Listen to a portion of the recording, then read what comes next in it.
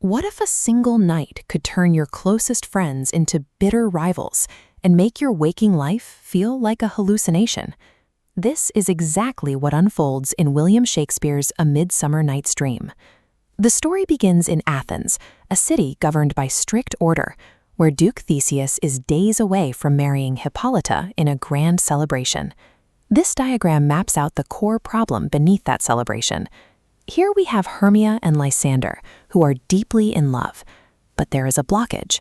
Hermia's father, Aegeus, demands that she marry Demetrius instead.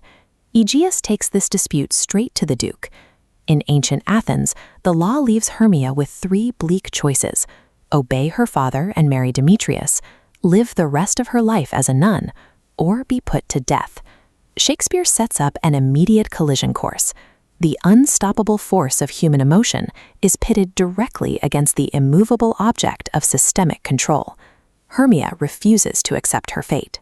She and Lysander hatch a secret plan to sneak out of Athens, travel through the nearby forest, and marry safely outside the city's jurisdiction.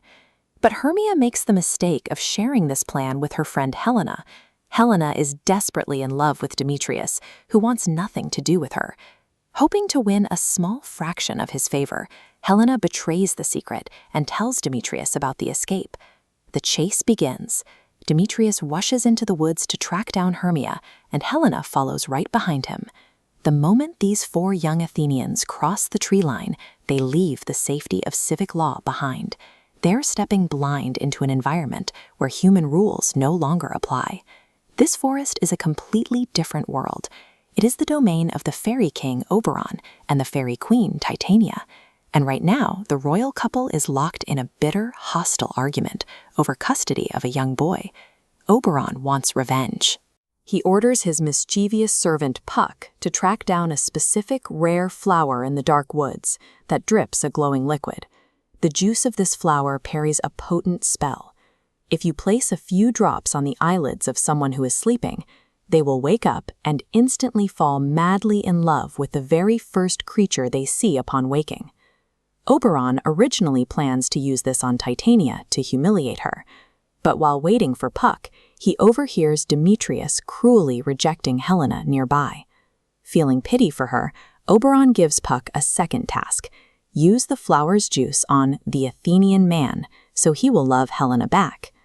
Oberon thinks he is helping, but injecting unpredictable magic into an already tense human love square acts as a massive accelerant. Puck sets off to fulfill his orders, but he finds the wrong sleeping Athenian. He finds Lysander instead of Demetrius. Lysander wakes, and his bond with Hermia instantly shatters, replaced by an erratic obsession with Helena. Oberon then applies the potion to Demetrius. A second arrow targets Helena, leaving Hermia isolated. Both men now aggressively pursue Helena, who assumes it's a cruel prank. The stress breaks their lifelong bonds. Hermia turns her rage on Helena, confused as to why her fiancé suddenly hates her, while Lysander and Demetrius retreat into the woods to duel to the death. The darkness of the woods strips away their identities and loyalties. All the structures they relied on in Athens are replaced by raw, irrational emotion. While the lovers are tearing each other apart, a separate group of amateur actors, local craftsmen from Athens, are rehearsing a play nearby. Among them is the loud, overconfident weaver named Bottom. Puck cannot resist a target like Bottom. Using his magic, he transforms the actor's head into that of a literal donkey. Bottom's friends run away in terror, and his loud, oblivious singing awakens the sleeping fairy queen, Titania. Oberon's original spell takes effect, and Titania falls desperately in love with the donkey-headed mortal. By pairing a majestic, ethereal queen with a braying farm animal, Shakespeare is making his point clear. Romantic attraction is blind, is often foolish, and completely defies logical explanation. Before the situation turns fatal for the human lovers, Oberon decides enough is enough.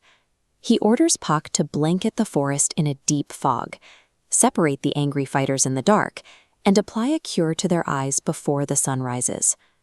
Puck undoes the damage.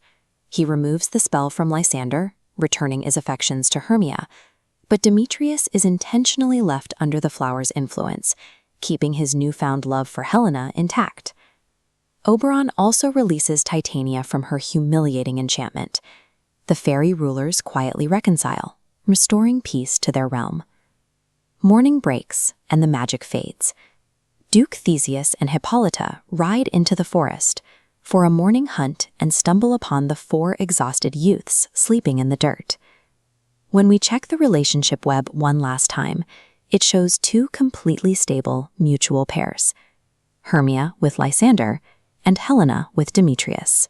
As the young Athenians wake up, their memories are blurry, leaving them convinced the terrifying events of the night were just a shared, bizarre dream. Because the couples are finally balanced and no longer fighting, Duke Theseus steps in.